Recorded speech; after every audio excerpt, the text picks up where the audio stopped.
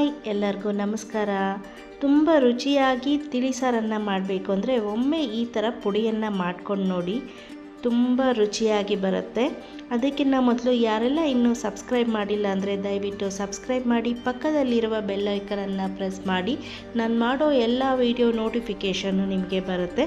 ಮೊದಲಿಗೆ ನಾನಿಲ್ಲಿ ಸ್ವಲ್ಪ ಎಣ್ಣೆಯನ್ನು ಹಾಕ್ಕೊಂಡಿದ್ದೀನಿ, 1 ಚಮಚದಷ್ಟು ಎಣ್ಣೆ, ಹಾಗೆ 1/4 ಕಪ್ಪು ನಾನಿಲ್ಲಿ ಧನಿಯಾ ಬೀಜಗಳನ್ನು ಹಾಕಿ 2 ನಿಮಿಷ ಬಿಸಿಯನ್ನು ಮಾಡ್ಕೊಳ್ತಾ ಇದ್ದೀನಿ. ಲೋ ಫ್ಲೇಮ್ನಲ್ಲಿ ಇಟ್ಕೋಬೇಕಾಗತ್ತೆ.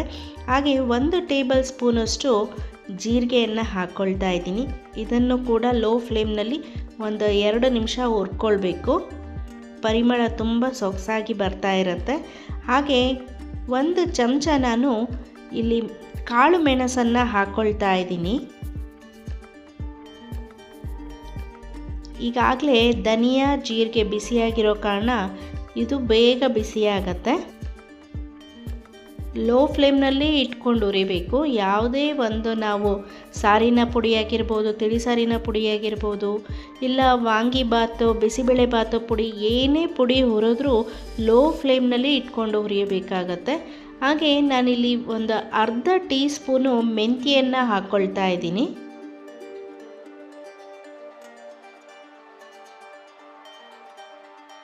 ಧನಿಯಾ, ಜೀರಿಗೆ, ಮೆಂತ್ಯೆ, ಮೆಣಸು ಪರಿಮಳ ತುಂಬ ಸೊಗಸಾಗಿ ಬರ್ತಾ ಇದೆ, ಅದರ ಘಮ ನೋಡಿ. ಈಗ ಹುರಿದ್ಕೊಂಡು ಆಗಿದೆ. ಈಗ 1 ಚೂರು ಚಕ್ಕೆಯನ್ನು ಹಾಕ್ಕೊಳ್ತಾ ಇದ್ದೀನಿ.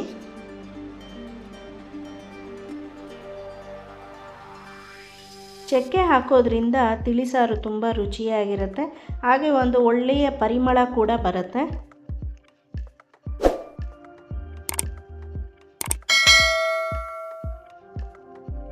ಐದರಿಂದ 6 ನಿಮಿಷ ಹುರ್ಕೊಂಡ್ರೆ ಸಾಕು.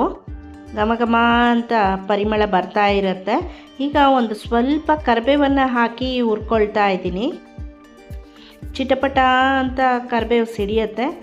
ಆಗಲೇ ಧನಿಯಾ, ಮೆಂತ್ಯ, ಜೀರಿಗೆ ಇದೆಲ್ಲ ಬಿಸಿಯಾಗಿರೋ ಕಾರಣ ಸ್ವಲ್ಪ ಚಿಟಪಟ ಅಂತ ಸದ್ದು ಬರುತ್ತೆ ಕರಿಬೇವು.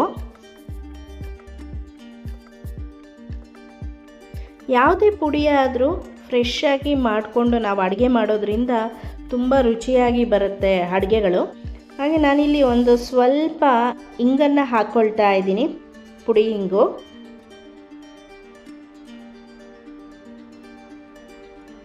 ಮನೆಯಲ್ಲಿಯೇ ಫ್ರೆಶ್ ಆಗಿ ಪುಡಿಯನ್ನು ಹುರಿದುಕೊಂಡು ಮಾಡಿಕೊಂಡ್ರೆ ತುಂಬ ರುಚಿಯಾಗಿರುತ್ತೆ.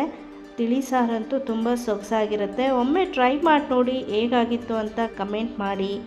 1 ಸರಿ ಮಾಡಿಕೊಂಡ್ರೆ ಸಾಕು, ಪುನಃ ನಾವು ಮಾಡ್ಕೊತಾನೆ ಇರ್ತೀವಿ. ಅಷ್ಟು ಸೊಗಸಾಗಿರುತ್ತೆ ತಿಳಿಸಾರು ಮಾತ್ರ. ಜೊತೆಗೆ ಉಪ್ಪಿನಕಾಯಿ, ಹಪ್ಪಳ ಇದ್ರಂತೂ ಬೇರೆ ಊಟನೇ ಬೇಡ, ಅಷ್ಟು ರುಚಿಯಾಗಿರುತ್ತೆ ಈ ತಿಳಿಸಾರು. ನಾನಿಲ್ಲಿ 6 ರಿಂದ 8 ಬ್ಯಾಡಗಿ ಮೆಣಸಿನ್ಕಾಯನ್ನು ಹಾಕ್ಕೊಳ್ತಾ ಇದ್ದೀನಿ. ಬ್ಯಾಡಗಿ ಮೆಣಸಿನ್ಕಾಯಿ ಹಾಕೊಳ್ಳೋದ್ರಿಂದ ಬಣ್ಣ ತುಂಬ ಚೆನ್ನಾಗಿ ಬರುತ್ತೆ, ತಿಳಿಸಾರಿನ ಬಣ್ಣ. ಹಾಗೆ ರುಚಿ ಕೂಡ ತುಂಬ ಚೆನ್ನಾಗಿರುತ್ತೆ. ಸ್ವಲ್ಪ ಬಿಸಿಯಾದ ನಂತರ ಫ್ಲೇಮನ್ನು ಆಫ್ ಮಾಡಿಬಿಡೋಣ. ಇದನ್ನು ತಣ್ಣಗಾಗೋದಕ್ಕೆ ಬಿಡೋಣ.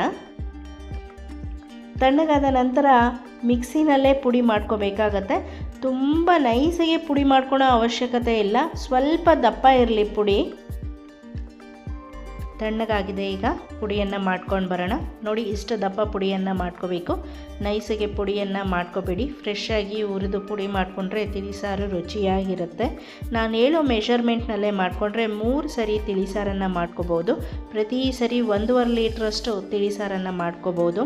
ಈ ಪುಡಿಯನ್ನೇ ಬಳಸಿ ಮಾಡಿರುವ ತಿಳಿಸಾರಿನ ರೆಸಿಪಿ ವಿಡಿಯೋ ಕೂಡ ಅಪ್ಲೋಡ್ ಮಾಡ್ತೀನಿ. ಈ ರೆಸಿಪಿ ನಿಮಗೆಲ್ಲ ಇಷ್ಟ ಆಗಿದೆ ಅಂತ ಅಂದ್ಕೊಳ್ತೀನಿ. ನಾನು ಇಲ್ಲೇ ಈ ವಿಡಿಯೋನ ಮುಗಿಸ್ತಾ ಇದ್ದೀನಿ. ಇಷ್ಟ ಆಗಿದ್ದರೆ ದಯವಿಟ್ಟು ಲೈಕ್, ಶೇರ್, ಕಮೆಂಟ್ ಮಾಡಿ. ಹಾಗೆ ಸಬ್ಸ್ಕ್ರೈಬ್ ಮಾಡೋದನ್ನು ಮರಿಬೇಡಿ.